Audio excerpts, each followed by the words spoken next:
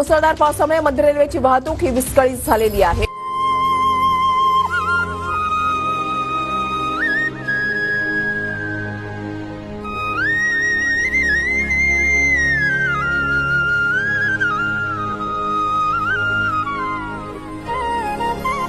आज आपल्याला लोकांना मदत करायची आहे. लोक अडकले त्यांना रेस्क्यू करायचं आहे. हे पाणी भरलंय ते काढायचं आहे. त्याच्यावर पूर्ण बीएमसी आणि राज्य सरकार काम करते. आज झेंडा भल्या कामाचा जो घेऊन निघाला,